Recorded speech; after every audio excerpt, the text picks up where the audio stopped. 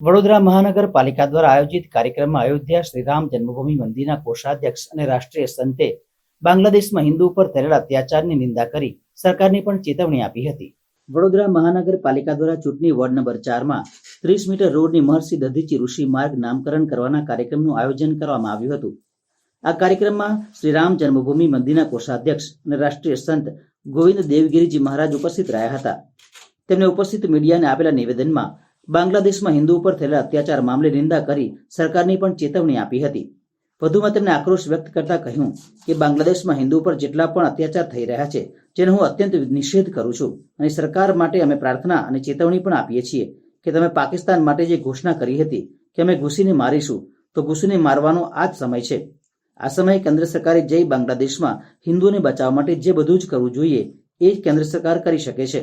बांग्लादेश में होने वाला जितना भी अत्याचार है उसका हम अत्यंत भीषण निषेध करते हैं और सरकार के लिए हम प्रार्थना करते हैं, चेतावनी भी देते हैं कि जो आपने घोषणा की थी पाकिस्तान के बारे में, हम घुस करके मारेंगे. घुस करके मारने का यही समय है.